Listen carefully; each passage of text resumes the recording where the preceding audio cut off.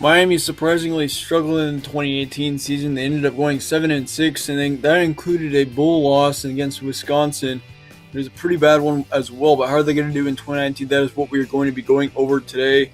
Miami's schedule preview. We're going to be going over a few players of this team will be losing, who they're going to be returning, and also we're going to be looking at their schedule for the first time this offseason. In Miami, they went 7-6 in 2018. Really surprised. I thought that they would go at least 9-3. Surprisingly rough 2018 season. 2019, however, may not be much easier.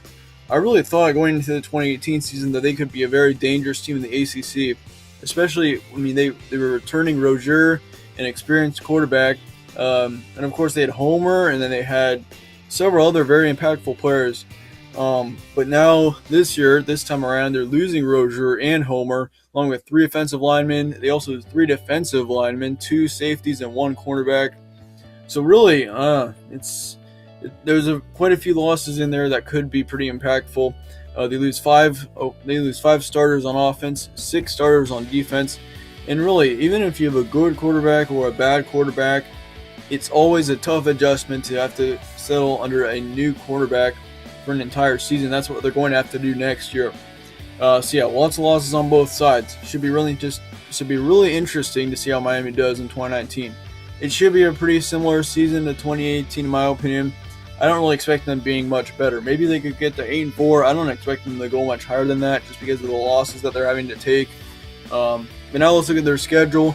Actually, right now, just before I recorded this video, the Florida-Miami game has now been moved to August 24th. Kind of surprised there. I don't know what the official cause is of that. But yeah, just something to point out. That just happened right before I started recording this video, as it got switched down to August 24th. So that's going to be a tough game at the beginning of the season. That is in a neutral location, just to note there. They got North Carolina on the road on September 7th, so they got a conference game in week 2. You got Bethune-Cookman on September 14th, so that should be a game that they should easily win.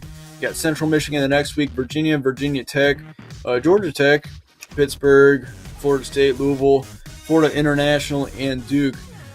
Here's what I'm kind of thinking about it. The good thing is, looking at their first half of the season is a lot at home.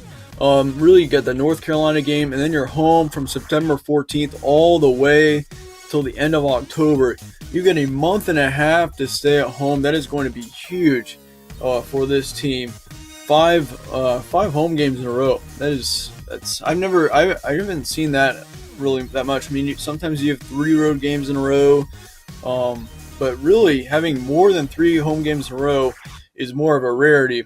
But really on the second half of the schedule, though, they do have 4 of their last 5 on the road. That includes Pitt, Florida State, and they got Louisville at home. Then you got to finish off 2 more weeks on the road with Florida International, Duke.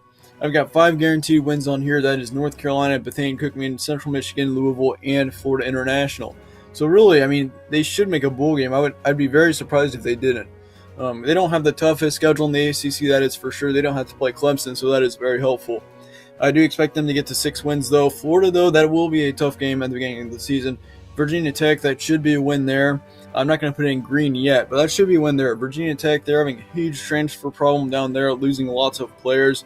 If you haven't heard about it in the news yet, over the past month, Virginia Tech has been losing a ton of players. I think there's some sort of problem going in Virginia Tech right now. Virginia at home, that is going to be one of their key games of the season. I think Virginia is going to be a tough team next season to beat. Georgia Tech at home, that's another one to watch for. They got Pitt, Florida State on the road. I think they may lose one of those 2. Not for sure yet, but I do think that they may lose one of those 2. Louisville at home should win that, same as Florida International, and then Duke on the road to finish off the season. That may be a challenge as well, especially since Duke will be likely improved in the 2019 season. Estimated record-wise, I feel pretty confident that Miami will get in between 6-6 and 9-3.